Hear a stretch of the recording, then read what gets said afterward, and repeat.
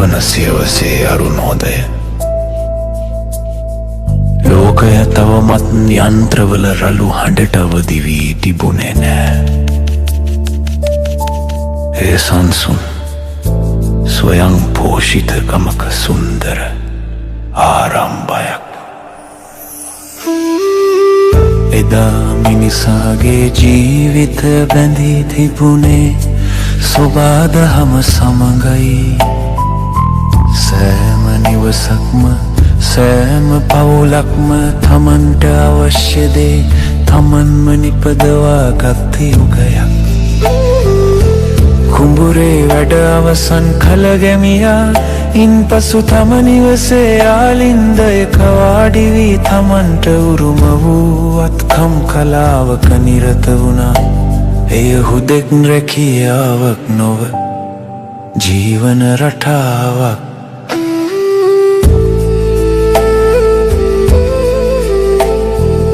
ගමේ අවශ්‍යතාවයන් සැපිරුණේ ගම තුලින්මයි. මුදලට වඩාගය කළේ මිනිස් ශ්‍රමය සහ සහෝදරත්වයයි.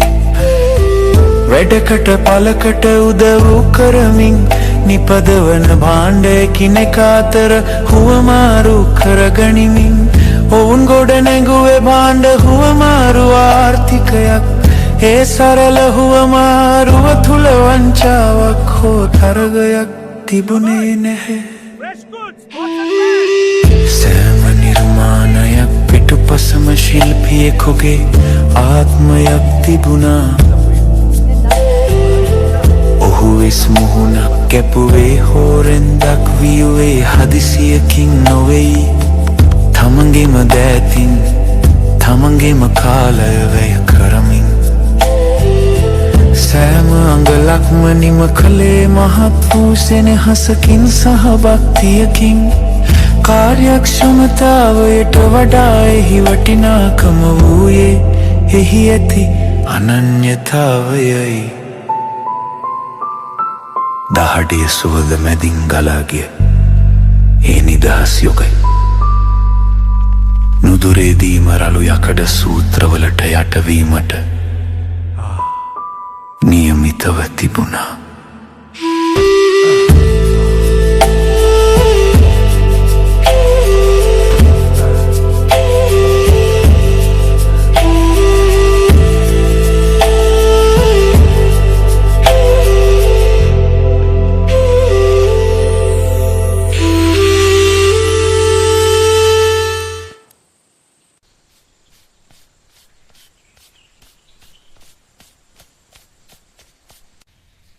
සිරිපලා මට මේ වගේ එවසියයක් ඕනි. සියක් මුදලාල මේක තව සතියක් යයි. ශෂා එහෙමද? එහෙනම් මං ගින්නෙන්නම් සිරිපලා. නිෂ්පාදන යුගයේ ආරම්භය. අත්කම් නිර්මාණ. සිරිපාලගේ ලෝකයේ සෑම වෙස් මුහුණක්ම පණ ඇති කලාවක්. නමුත් එහි රහසක් තිබුණා. එකක් නිමවන්නට සතියක්, 100ක් නිමවන්නට වසරක්. ලක්ෂණ 3යි. එක සෑම භාණ්ඩයක්ම එකිනෙකට වෙනස් වූ සුවිශේෂී නිර්මාණයකි. දෙක නිෂ්පාදකය සතු පූර්ණ සහ අසමසම නිපුණතාවය. 3 ඒකක පිරිවැය සහ කාලය ඉතා ඉහළ මට්ටමක පැවතීම. මුදලාලිගේ ඉල්ලුම හමුවේ සිරිපාලගේ සැපයුම අසරණ වුණා. අත්කම් යුගයේ සීමාවයයි. දැන් යන්ත්‍ර සූත්‍රවල යුගයයි. කාර්මික විප්ලවය ආරම්භ වෙයි.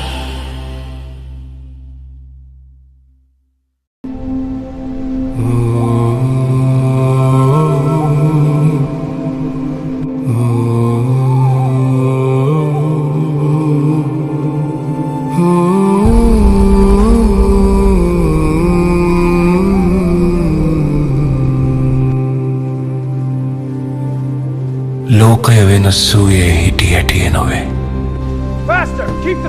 එය සිරිපාලලාගේ දෑතින් යෝධ යන්ත්‍රවල රිද්මයට මාරු වූ මහා පරිවර්තනයක්. වසර දහස් ගණනක් තිස්සේ නිෂ්පාදනය පැවතියේ පුද්ගල කේන්ද්‍රීය මට්ටමකයි. එහිදී වැදගත් වූයේ ශිල්පියාගේ පෞද්ගලික දක්ෂතාවය සහ අත්දැකීම් පමණයි. නමුත් ලෝකය පුරා වැඩිවන ජනගහනය සමග ඉල්ලුම අහස උසට නැගුණා. සිරිපාලගේ හෙමින් ගලා යන අත්කම් කලාවට වේගයින් ඉහළ යන මේ මහා පරිමාණ ඉල්ලුම සපුරාලීමට නොහැකි වුණා. එතෙක් පැවති පුද්ගල මූලික නිෂ්පාදන ක්‍රමය සමස්ත ලෝකයේම සැපයුම් අවශ්‍යතාවය හමුවේ අභියෝගයට ලක් වුණා. මෙන්න මේ අවශ්‍යතාවය නිසාමයි නිෂ්පාදන කියන දේ කලාවක සිට ක්‍රමවේදයක් දක්වා පරිණාමය වුණේ. ශිල්පියාගේ මනෝභාවයට වඩා පද්ධතියක කාර්යක්ෂමතාවය වැදගත් වුණා. පුද්ගල මූලික යුගය නිමාවී විද්‍යාත්මක කළමනාකරණය සහ ක්‍රමානුකූල පාලනය මුල් කරගත් නූතන කාර්මික යුගය එලෙස ආරම්භ වුණා. කාර්මික විප්ලවය ලොව වෙනස් කළ හැරවුම් ලක්ෂය වාසි 4යි. එක මහා පරිමාණ නිෂ්පාදනය සිරිපාලගේ කාලය ඉතිරි කරමින් නිමවුම් 100,000 ගුණයකින් වැඩි වුණා. දෙකමිල අඩුවීම භාණ්ඩ සුලභ වූ නිසා සාමාන්‍ය මිනිසුන්ටත් සැප පහසුකම් ලාභයට ලැබුණා. තුනනව තාක්ෂණය හුමාල බලය දුම්ප්‍රිය සහ නැව් නිසා මුළු ලෝකයම එකිනෙකට යාවුණා. 4 නවීකරණය රැකියා සහ විදුලිය සමඟ මිනිස් ජීවන තත්ත්වය වේගයෙන් ඉහළ ගියා.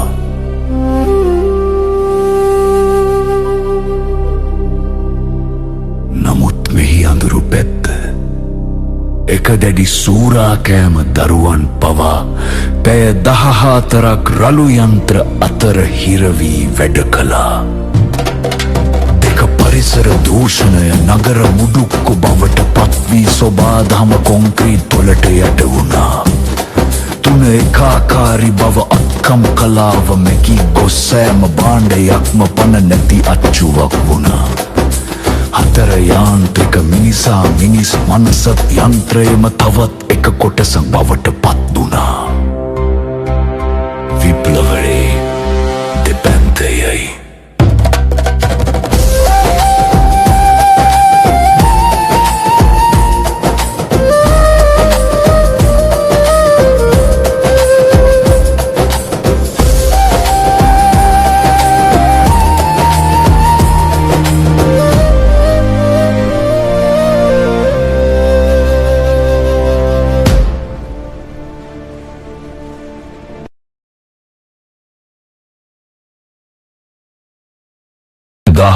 වන සියවසේ අගභාගය වන විට කාඩමික ලෝකය මහා අවුලක පැටලී තිබුණා. නිෂ්පාදන සිදු වූයේ කිසිදු මිනුම් දණ්ඩක් නොමැතිවයි. සෑම කම්කරුවෙකුම වැඩ කළේ තමන්ට හිතෙන අයුරින්. එම අවිධිමත් බව නිසා කාලයත් ශ්‍රමයත් මහා පරිමාණයෙන් අපතේ ගියා. පාලකයන්ට නිෂ්පාදනය මැනීමට ක්‍රමයක් තිබුණේ නෑ. මෙන්න මේ ගැටලුව විද්‍යාත්මකව විසඳීමට ෆ්‍රෙඩරික් ටේලර් ඉදිරිපත් වුණා. ඔහු අතේ තිබුණේ ස්ටොප්වොච් එකක් සහ සටහන් පොතක් පමණයි. ඔහු සෑම කම්කරුවෙකුගේම කුඩාම චලනය පවා නිරීක්ෂණය කළා. වැඩක් කිරීමට ඇති හොඳම සහ එකම ක්‍රමය ඔහු සොයාගත්තා. අනුමානය වෙනුවට විද්‍යාව ආදේශ වුණා. සේවකයන් තේරීම සහ පුහුණු කිරීම විද්‍යාත්මක පදනමක් මත සිදු වුණා. ප්‍රතිඵලය වූයේ මහා පරිමාණ නිෂ්පාදනයයි. නමුත් ඒ සමගම මිනිසා යන්ත්‍රයක තවත් එක කොටසක් බවට පත් වුණා. කළමනාකරණය යනු මැනීමක් බව ටේලර් ලෝකයට පෙන්වා දුන්නා. විද්‍යාත්මක කළමනාකරණයේ යුගය එලෙස ආරම්භ වුණා.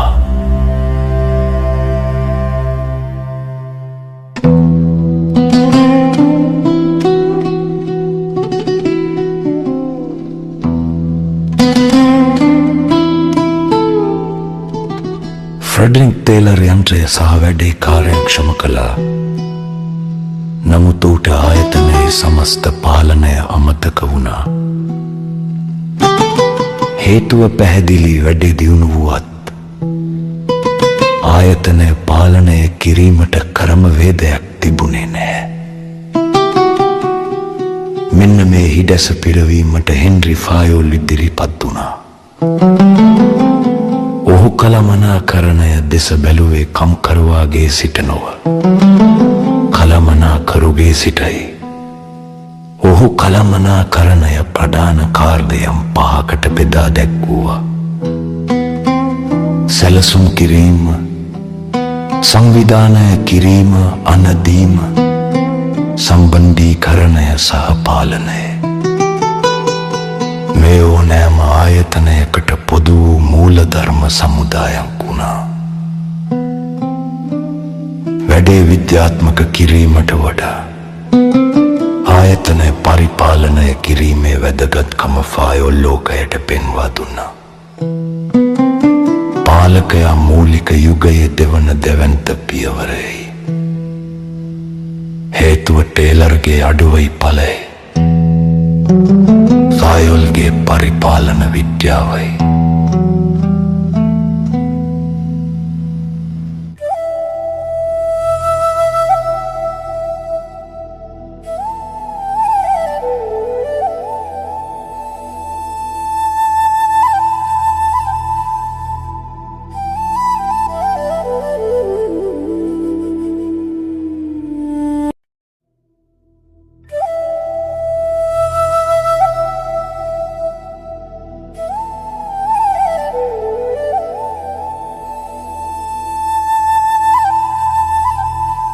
ෆායෝල් පද්ධතියක් හැදුවා. නමුත් ඒ පද්ධතිය ඇතුලේ පෞද්ගලික මනාපය රජ කළා. හේතුව පාලකයන් තමන්ට හිතවත් අයට පමණක් අවස්ථා ලබා දීමයි. නීතියක් නැති තැන සාධාරණත්වයක් තිබුණේ නැහැ. මේ අසාධාරණයට එරෙහිව මැක්ස්වර් නිලධාරිවාදය හඳුන්වා දුන්නා. ඔහු කිව්වේ ආයතනයක් දුවන්න ඕනෑ පුද්ගලයාට ඕනෑ විදිහට නෙවෙයි, නීතියට ඕනෑ විදිහට බවයි. දුරාවලිය පැහැදිලි නීති රීති සාලිකිත වාර්තා එහි පදනම වුණා.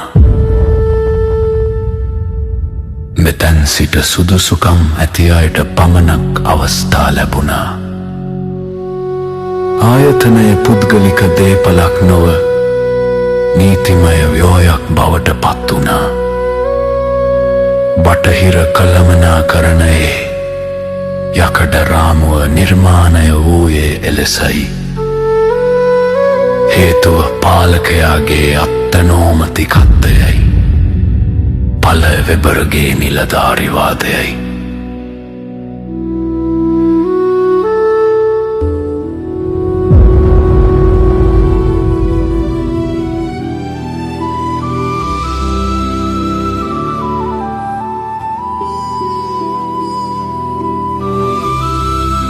දශක ගණනාවක් තිස්සේ කළමනාකරණය විශ්වාස කළේ මිනිසා යනු යන්ත්‍රයක තවත් එක් කොටසක් පමණක් බවයි. නීති රීති සහ ස්ටොප්වොච් මගින් මිනිස් ශර්මය උපරිමයෙන් මිරිකා ගත්තා. නමුත් බලදායිතාවය බලාපොරොත්තු වූ ලෙස ඉහළ ගියේ නැහැ.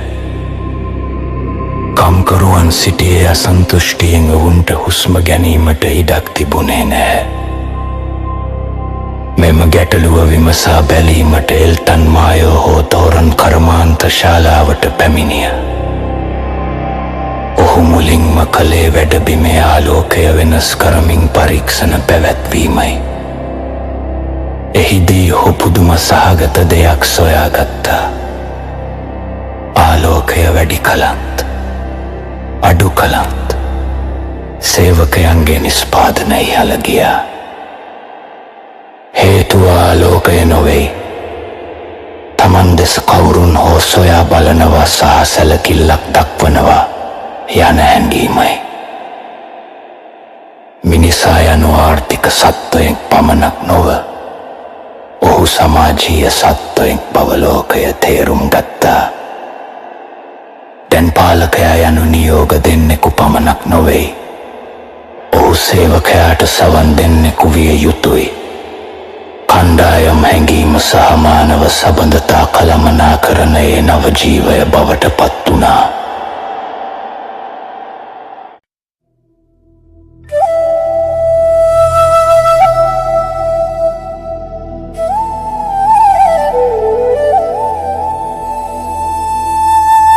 මිනිසාට සැලකීමෙන් පමණක් ඵලදායිතාවේ උපරිම කළ නොහැකි බව කළමනාකරුවන්ට වැටහුණා. හේතුව සෑම මිනිසෙකුම එක හා සමාන නැහැ. ඔවුන්ව වැඩට පොළඹවන රහස් ඇත්තේ ඔවුන්ගේ අවශ්‍යතාවන් තුලයි.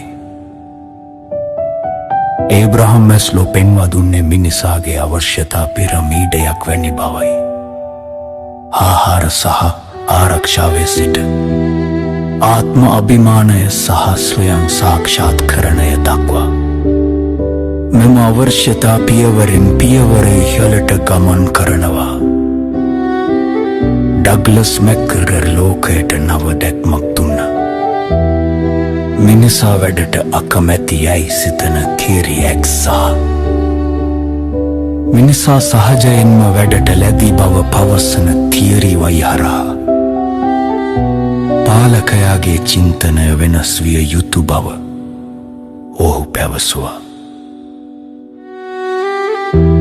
මෙතැන් සිට කළමනාකරණය යනු හුදෙක් පාලනයක් නොවේ.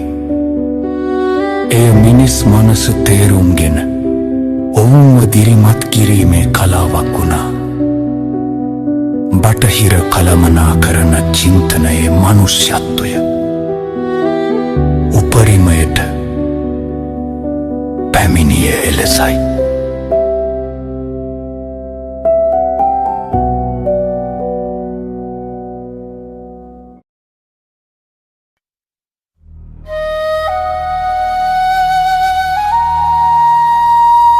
බටහිර ලෝකය පාලකයා සහ සේවකයා පෝලිෂ් කරවය.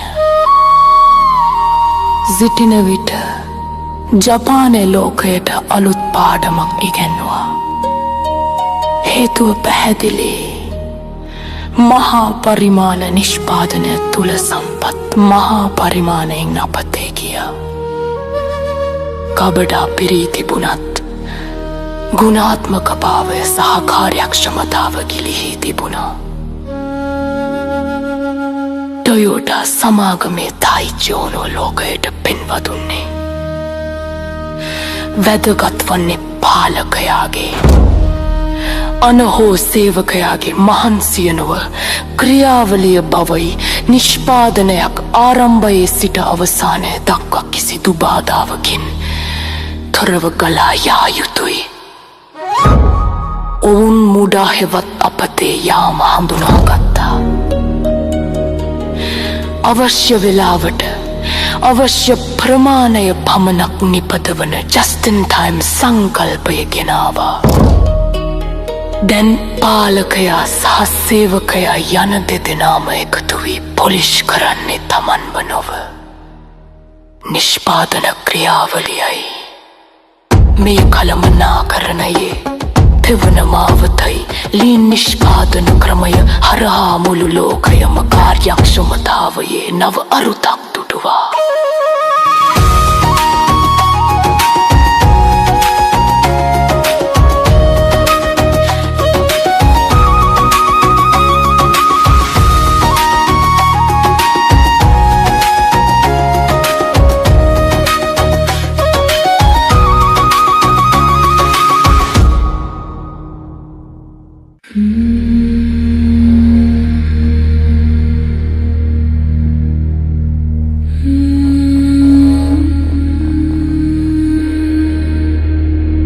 දශක ගණනාවක් තිස්සේ ලෝකය කළමනාකරණය කළේ පාලකයා සහ නිලධාරිවාදයයි.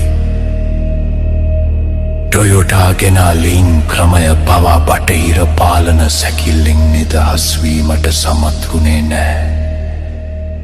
එය තවමත් පාලකයා සහ ක්‍රියාවලිය අතර දෝලනය වන දෙමුහුන් පද්ධතියක් පමණයි. නමුත් අනාගත ඉල්ලා සිටින්නේ වෙනස්ම මාවතකි. පාලකයෙකුගෙන් තොර, නිලධාරිවාදයෙන් තොර පිරිසිදු ක්‍රියාවලියක් පමණක් ඉතිරිවන මොහොත. අපි එය ප්‍රවාහය ලෙස හඳුන්වමු.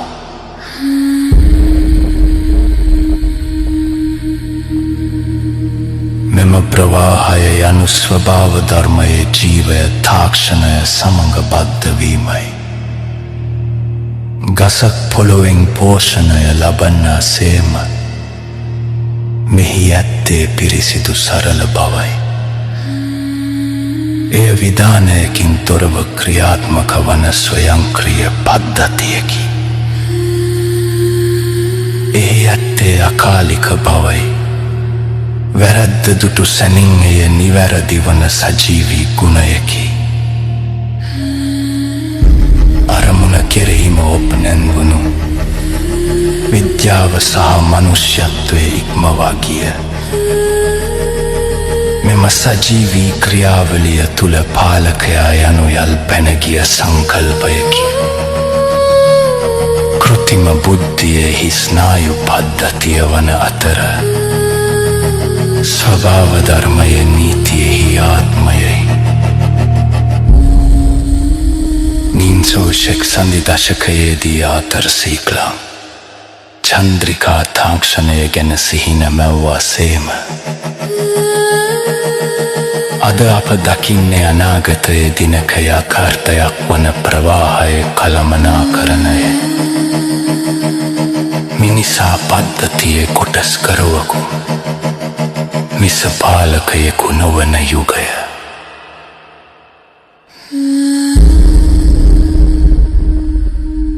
ප්‍රවාහය කළමනාකරණයේ අවසාන ගමනාන්තය.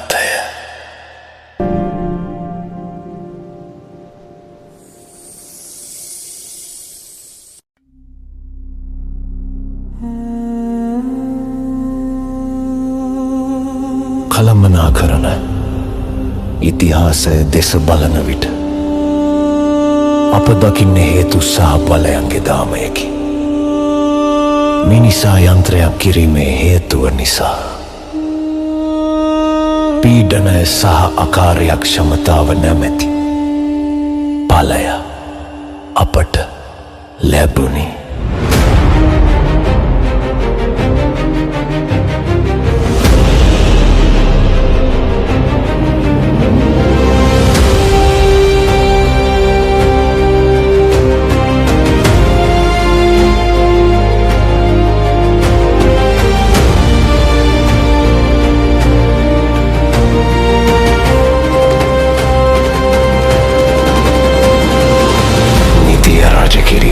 හේතුව නිසා නිලධාරිවාදී බාධාවන් නැමැති ඵලය උරුම විය. මේ සියලු පාලන තන්ත්‍රයන් පරාජය කරමින් අනාගත ලෝකයේ ඉල්ලා සිටින්නේ කිසිදු බලපෑමකින් තොරව ස්වභාවිකව ගලා යන ප්‍රවාහයයි. ඒ කළමනාකරණයේ අවසාන දර්ශනයයි. ප්‍රවාහය